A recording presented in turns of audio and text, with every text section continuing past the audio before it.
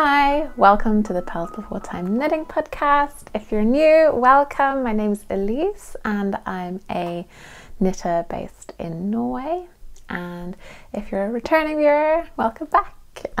So I've been up to quite a lot of things.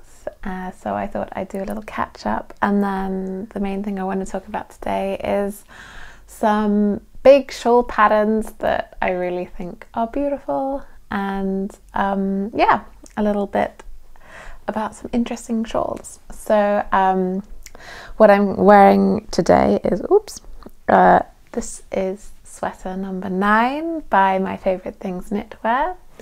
I made it a few years ago. It's made with 2 strands of mini alpaca from Sandnes garn, and then 1 strand of tin silk mohair. I think the color of the mini alpaca was called Croissant, which is, you know, very apt because I have been baking. So I started last night and then continued today with baking, not croissant, but a thing called Kouign aman, which is a laminated pastry base. It comes from Brittany in France, and I've got a little one here. So it's nice and caramelized on the bottom, and there's just a lot of butter and a lot of sugar, but I'm very proud of it. I haven't made a laminated pastry in a very long time, and I think I've had a few failures with laminated pastry, which made me a bit sort of unsure about making it again, because I've had experience where the butter just leaches out and then you end up with a big mess, whereas these worked really well. The recipe is by Claire Saffitz from her book Dessert Person, but I actually got this from her YouTube video. She has a really nice YouTube channel where she makes recipes, and she made this, and I was like, oh, I bet I could do it. She made it look super easy, and yeah, I started last night. I prepped the dough and I prepped the big butter block, and then this morning I did all the turning and folding and rolling and everything. And yeah, quote my partner, this is the best thing I've ever baked, which is not like him to say, and he's not like a dessert person, so that was really nice to hear feedback wise. So I'm gonna have this after I filmed with my coffee. Otherwise, I have been baking other things as well, and I have a really, this is not knitting related, but I thought, you know, knitting is a lot of just following instructions and getting things that you can wear, and baking is just getting things that you can eat after following instructions. It's quite precise, so I quite enjoy it. And one book that I have made so many things from, and every time I make something from it, it always succeeds, which is not common, is this book here, which is Sweet by Yotam, Ottlenghi and Helen Go, but I think it's mainly Helen Go who's written this. And I have made, I think, between 25 and 30 recipes out of this book, which is a lot. I don't think a lot of people get books and then make so much different things from this. And yeah, last weekend I made a white chocolate cheesecake, and it was like the best cheesecake I've ever made in my life. So highly recommend this book. Yeah, there's lots of very nice sections in here. There's biscuits, and then there's small cakes, and then big cakes, and then cheesecakes, and then desserts. So the only area I think in baking that it really lacks is a lot of pastry, so it doesn't have any laminated bakes in here. But apart from that, love this book. Go get it. It's just, if you're a baker, this is this is the only real dessert book I have at the moment that I go to, unless I get things online. So highly recommend this. Anyway, now I'm going to show you what I'm working on, and I've had a little bit of a sort of I had a bit of a sad moment with my knitting, and knitting is supposed to be making me happy, so I had a bit of a, not a wobble, but you know, a disappointment, let's say, and it happens to everyone.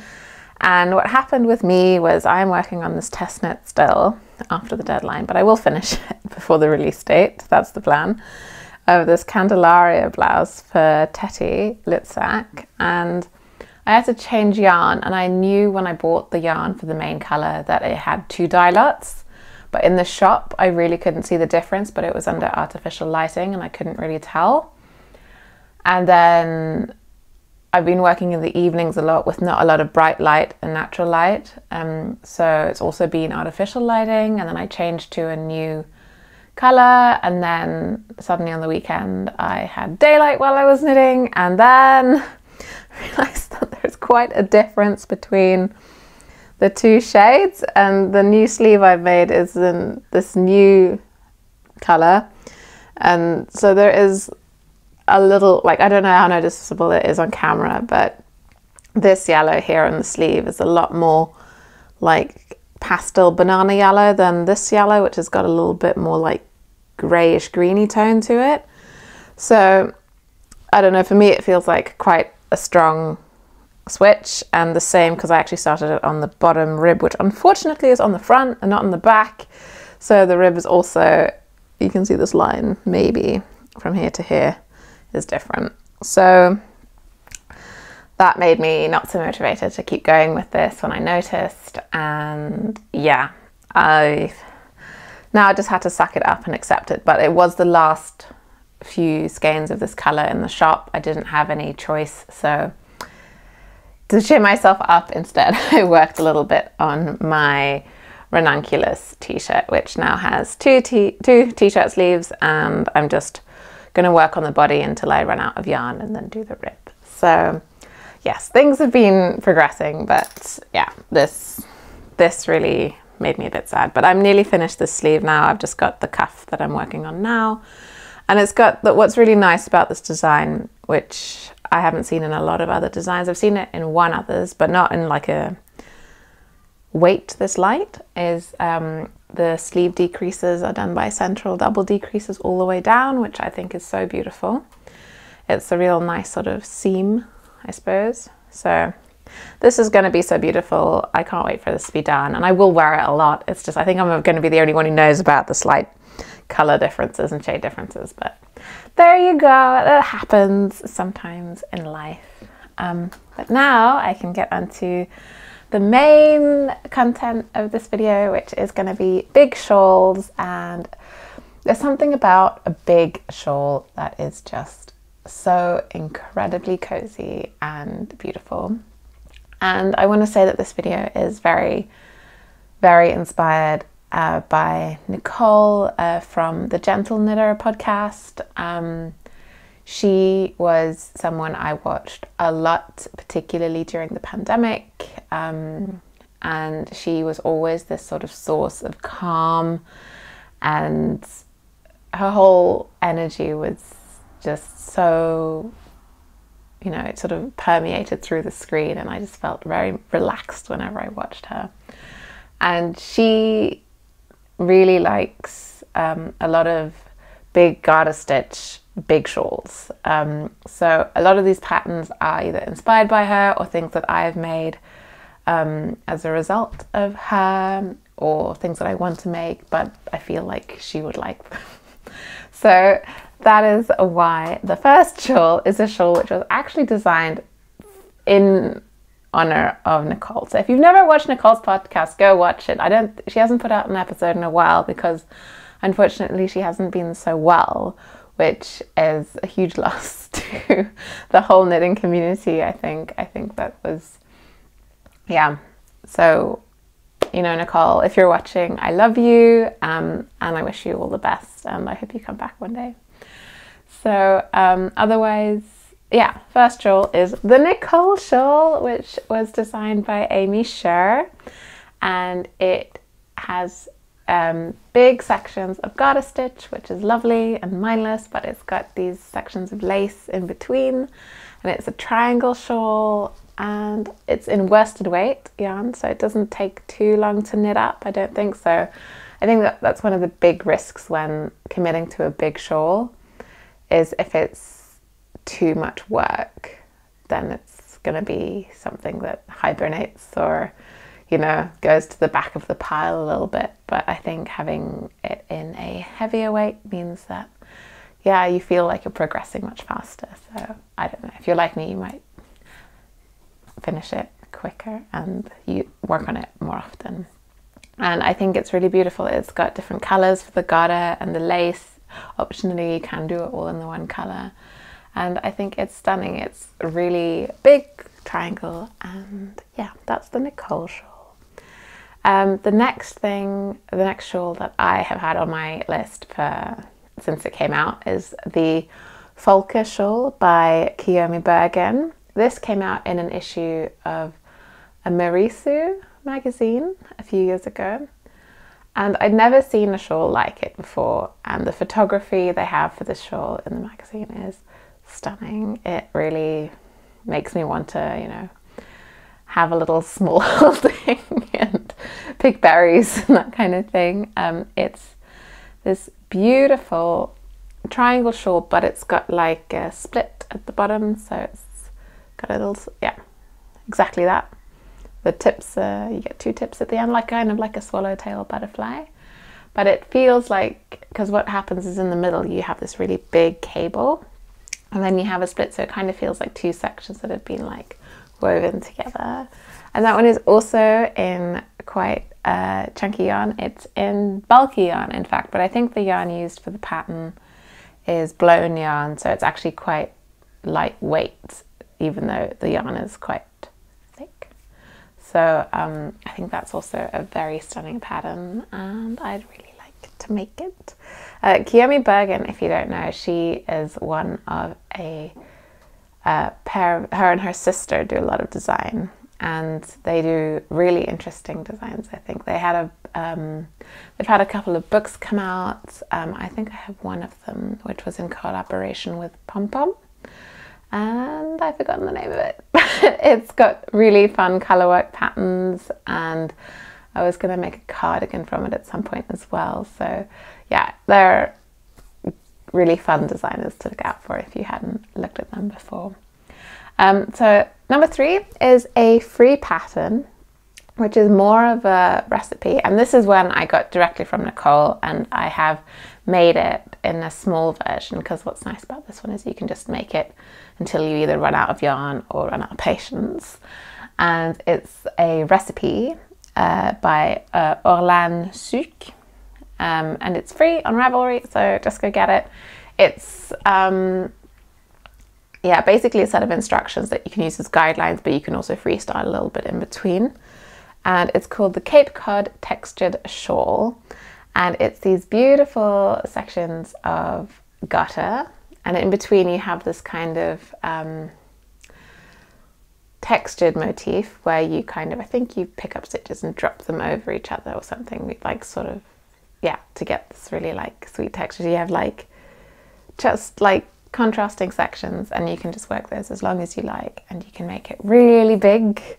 I made it as more of a little small scarf, like a bandana size, and I really liked it.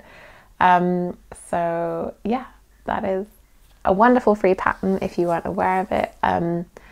If you're struggling, I think there are instructional videos or like other details. If you look at the comments section, a lot of people have like commented things to help if you feel like the instructions are unclear, because I think as a beginner they're not the most explicit instructions, they're a little bit free. So but yeah, that one is a really beautiful shawl pattern.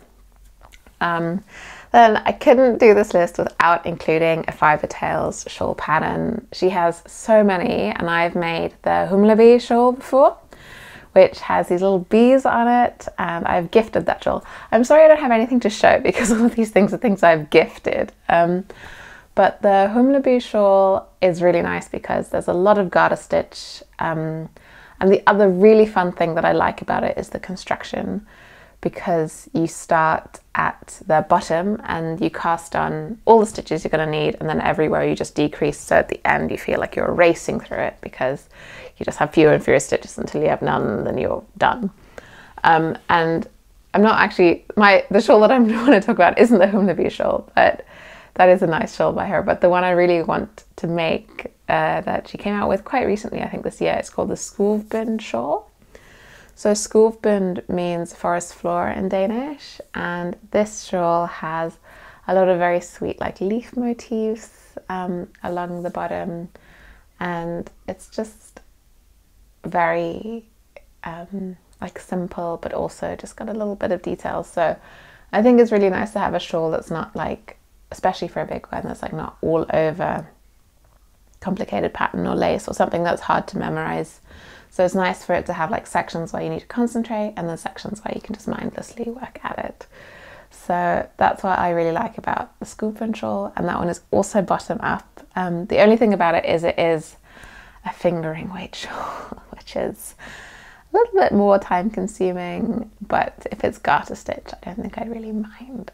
But yeah, that's really beautiful. And she made it in this, the sample she made in a really nice sort of brown colour that is, I don't know, I'm really into browns at the moment. I'm wearing my brown and I want more brown in my life. I'm feeling very brown in a good way. And yeah, the next pattern that I wanted to mention was the Artus shawl by Natasja Hornby. This is pretty, like a lot of these are a bit famous, but not everyone knows all the patterns. So this one is a particularly beautiful colourwork shawl pattern with a mosaic colourwork section. And I've never actually done any mosaic knitting. And I've been thinking a lot about this because Casey over at Young Folk Knits is into mosaic in a big way. She does all the mosaic patterns. She's done all the pressed flowers patterns, and she's done a lot of Andrea Mowry patterns, and she test knitted the most recent pattern that Andrea Mowry has come out with, the Hey Sailor top. And that top really makes me want to start doing mosaic knitting. And she's running a mosaic cal through to the end of the year. So if you are working on a mosaic project, go check out her podcast where she talks about it, and then you can join her cal and you can win prizes, which is always exciting. But yeah, the Artus shawl by Natasja Hornby is, I think the original is in sport weight. So yeah, a lot of work, I think, but I think, you know, it's such an engaging pattern because you have so much colour work and yeah, and lots of different colour combinations. I think that is a very motivating factor in a pattern. So I think I've seen so many beautiful versions of this, and I really would like to wrap up in one, but obviously I can't wrap myself up in all of these because there's way too many.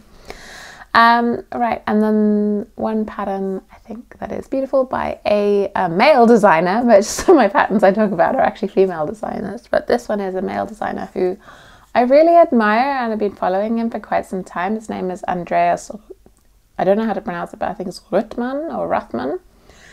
And he designs a lot of very beautiful sweaters I've seen him do. He's done this really nice one which has like colour work in the yoke, but that means in a way that you have like a kind of rip, like a what's the word? Basically you have a colour, you have two colours in the yoke, but the division is kind of like a wavy pattern. That's what it is, a wavy pattern. And I think that's a really beautiful feature. And he has a lot of interesting patterns. Like he has one where the sweater has these cables in the shoulders that kind of look a bit like armor, which is pretty cool. And then he has a really beautiful pattern as well where it's another sweater pattern, but he incorporates design elements that are inspired by the paintwork in Royal Copenhagen tea sets, like the plates. If you know what Royal Copenhagen plates look like, they have this very detailed blue paints on porcelain, and they're quite yeah, clear patterns when you know what they look like. So he has elements of these incorporated into his sweater design, and I think that's extremely beautiful. So he has designed a shawl in collaboration with Life in the Long Grass Yarns, which is an Irish yarn company. And this is not a pattern you can buy individually at the moment. I don't know if you will be able to.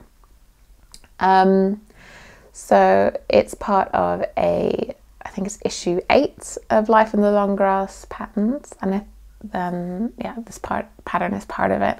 But I mean, it's a beautiful magazine, I think. And if you get it, you also get all these other patterns by other designers, including like Albina McLaughlin and some others, but Albina is a wonderful designer. I think there's a cardigan pattern of hers in this issue as well.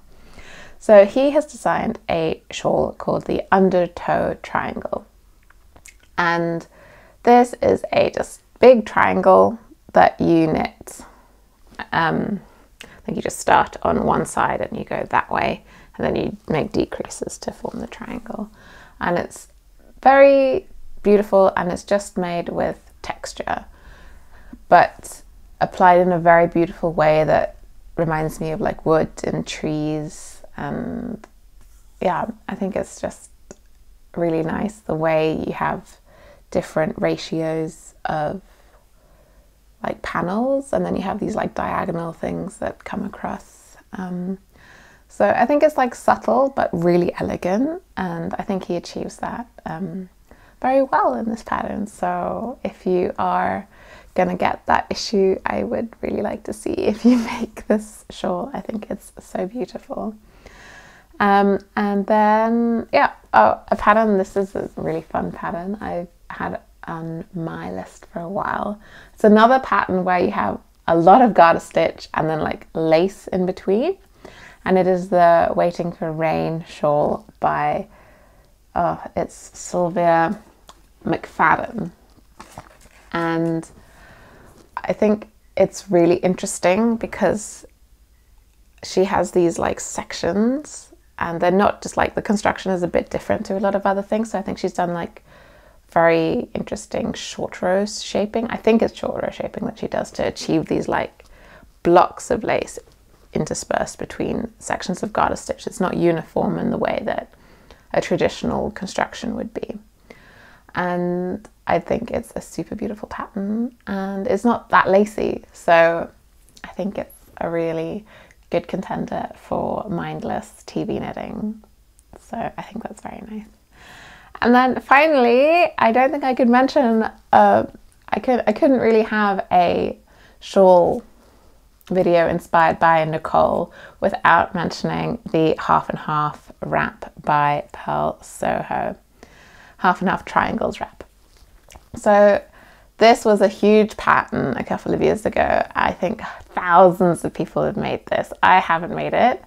It is just two big triangles in garter stitch with German short rows, or not German short rows, I think it's wrap and turns, but there are modifications to do German short rows on this. And you just choose two colors and you just knit away for miles and miles and miles, and then you end up with this beautiful giant shawl when you fold it in half.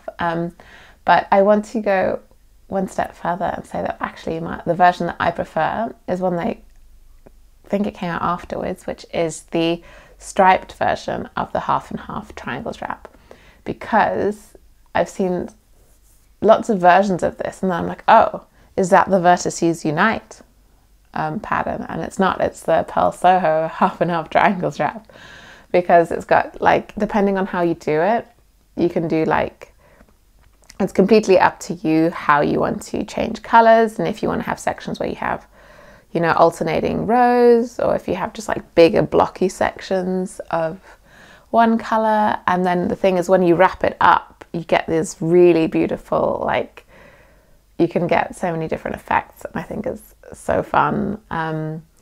So yeah, I think that would also be a really good contender if you have a lot of same weight scrap yarn or leftovers, because then you can just throw it all together and yeah, play with it and make it a really beautiful product. And that is also a free pattern. So yeah, those were my favorite shawls. I do also have a little announcement.